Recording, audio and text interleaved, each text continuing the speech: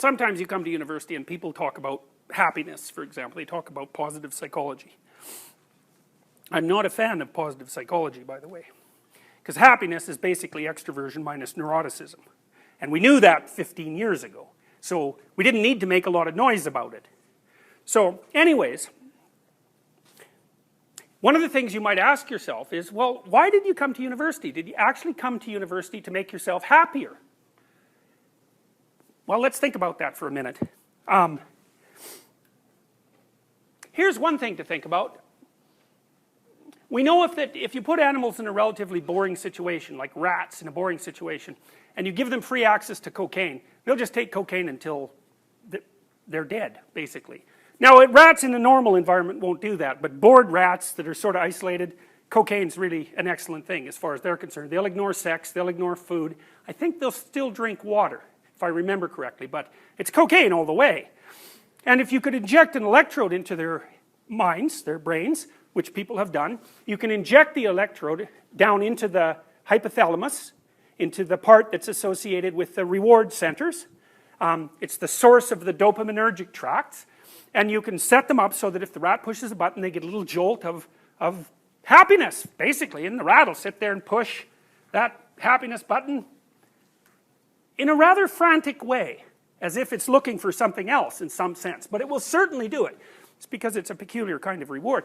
Now the question might be, would you allow yourself to be wired up like that? Now, you might think there might be some times in your life where you think that might just be a perfectly fine idea, but most of you, I suppose, I presume, wouldn't do that for a second, for the same reasons perhaps that you don't avail yourself of unlimited access to cocaine, which is a stimulant that's very good at producing positive emotion. It's a powerful psychomotor stimulant.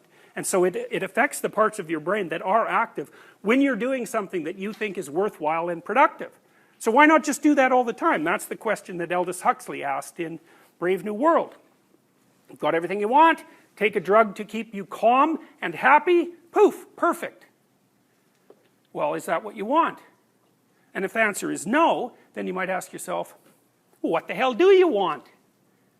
Now, one of the things I've thought a lot about lately being 10 years, I suppose, is there are these statues that I've seen. I've looked at pictures of them online. They're statues of Atlas. You know, and Atlas is this god who has the world on his shoulders. And that's his destiny or his curse, is to have the world on his shoulders. And you might say, well, you know, poor Atlas, maybe he should just put the damn world down and, you know, go out for a beer or something. But then you might also think, well, what is that figure trying to, what is that idea trying to indicate? Because it's an old idea, it's a profound idea. There's something divine about a figure with the world on its shoulders. Well, I might say that's the reason you're in university, whether you know it or not. You're here to take the world on your shoulders because that's a sufficiently profound and worthwhile exercise so that all the suffering that you're going to have might be regarded as worthwhile. Because the value of what you're doing is so high. Because that's what you might ask. Is there something that you could do whose value is so high that the fact, and for the existentialists, it's a fact, that you're mortal and vulnerable and prone to suffering, inescapably, that you would find that not only acceptable, but desirable. You'd say, I'd pay that price. Well, that's an existential question. You might say that's the existential question.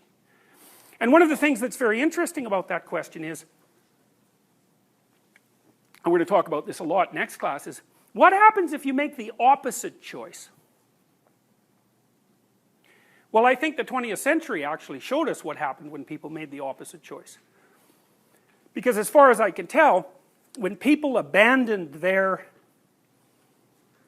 divine responsibility, let's say, to the utopian claims of a totalitarian state, or to hopeless nihilism, the consequence on the one hand with nihilism was despair and illness. And the consequence on the totalitarian end of things, the utopian end, was that, well, you might not die, but you're certainly going to have a hand in making sure that a lot of other people do. And so,